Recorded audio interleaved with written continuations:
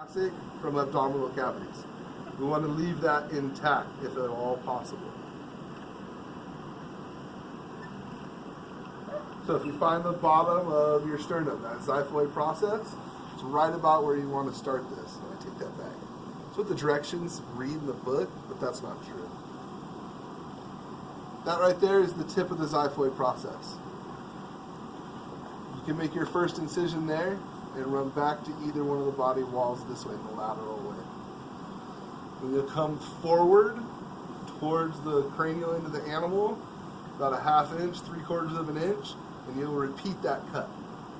That way we can leave the diaphragm intact. Once you've made this cut, you can now make your vertical incision here. Find the sternum again and come off to either one side or the other. You don't want to cut through the sternum, you want to cut through ribs. Much easier. Insert your scissors into the thoracic cavity with the blunt side inside towards the organs.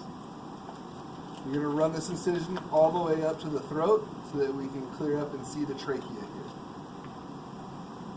Once you get that open, we'll be able to see the contents of the thoracic cavity. First thing to point out is if you remember we had the peritoneums. We talked about our embryological stuff, right? We had parietal peritoneum, we had visceral peritoneum. We want you guys to know where those are located in these cavities. You will not see either of them. You need to know that peritoneal is against the body wall. Visceral surrounds each organ itself. Of course, when we're up here in the thoracic cavity, it's got special names. Instead of peritoneum, we'll call it pleura. So you'll have parietal pleura on the body wall.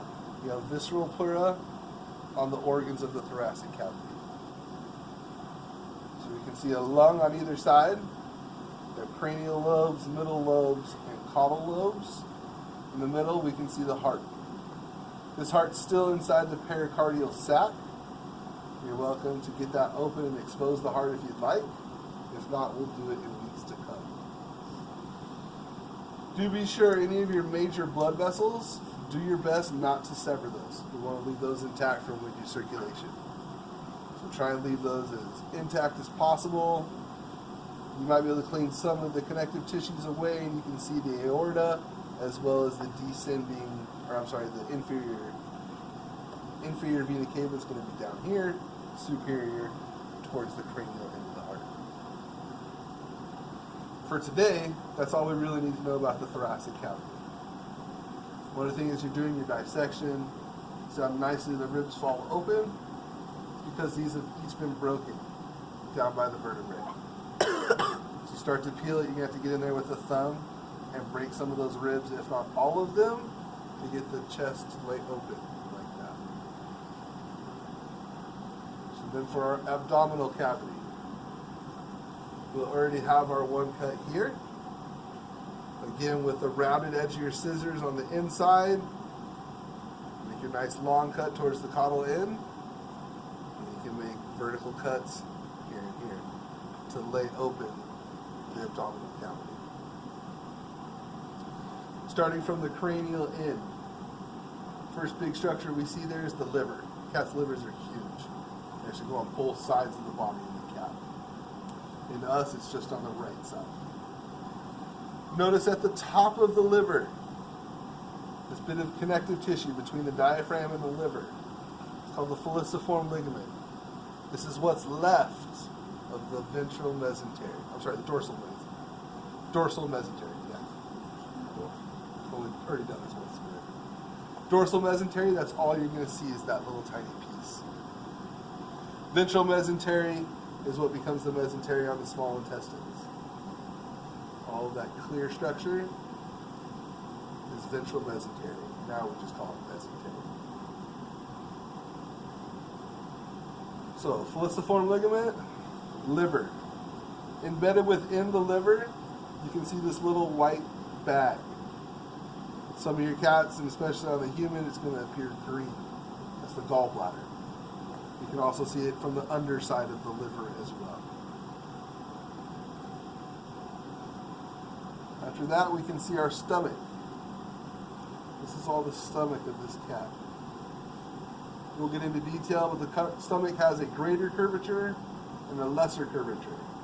On the lesser curvature, you'll find part of the lesser omentum. The little fat you see here between my fingers is part of the lesser omentum. Kind of hard to see, real hard to see on the humans as well. But what's easy to see is the greater omentum. This is all greater omentum. When you pull open your cats, you'll see it kind of laying over the intestines like that. It's the area for fat storage. Here on the left side of the animal, we can see the spleen. Interesting note about the spleen, it kind of always resembles the tongue of the animal that you're looking at. It kind of looks like a cat's tongue. You see the humans, it kind of looks like the texture of our tongue as well. That's where you kind of find your spleen. So if I lift up that greater omentum and look towards the underside of the stomach, we're going to see our pancreas. This tissue right here is pancreas. It goes all the way down. It goes even further around as well. Be able to identify the pancreas. It's always going to be located under the stomach, under that greater omentum. So we've done stomach, greater omentum, pancreas, and spleen. So as we exit the stomach, we go into the duodenum.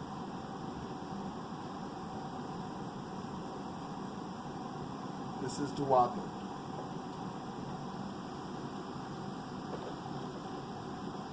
Feel through the duodenum, you should feel our harder region, which is a bit of a sphincter muscle that helps control the flow through the duodenum and into the jejunum. So right here is the dividing line between the duodenum and the jejunum. Jejunum will run for approximately half of our small intestines, at which point, let's say we're in the ileum. Ileum will continue all the way down until we hit the colon, or the large intestine. If I'm going to pin the ileum, I'll pin it for you down here just before it goes into the colon, so that you can actually see that that's what I'm asking for. Likewise, so you can tell me that this is ascending colon, I would do it down here where it connects, so you know specifically that that's the part of the colon that you have. Kind of in that same vein, if I want jejunum, it'll be up here near the boundary with the duodenum. So there's not a confusion. I won't put a pin out in the middle and have you guess between the two. Try and keep that fairly obvious. Just mention again, you have that mesentery that connects to all of the small intestines. The mesentery helps hold the arteries and veins that are going to get all of the nutrients from your small intestines out into the hepatic portal and finally out into the body. It's an important structure. So we're down here to our colon now. It's a little hard to see in the cat, but the colon kind of makes this partial square shape. You have an ascending colon, a transverse, and a descending colon.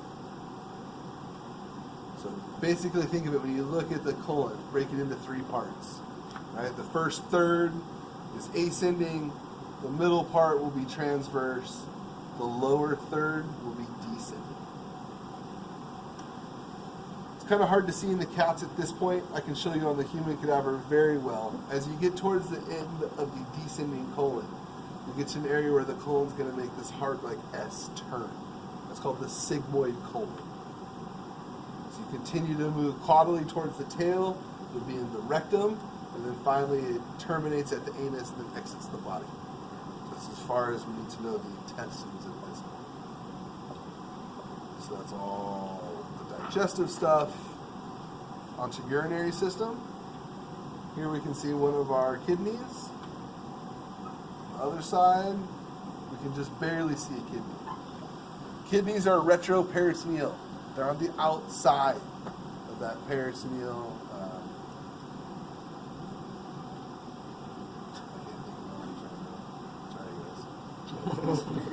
They're on the back side of the peritoneum. So that's why they're retroperitoneal. They're actually outside of the abdominal cavity. So you'll have to cut that open in order to expose it. and you'll be able to see a kidney like this. Right? Flowing out of the kidney, again, retroperitoneal is going to be your ureter. That is one of your paired ureters. You have one from each kidney that flow down to your urinary bladder. Out of the urinary bladder is a single tube, that's the urethra.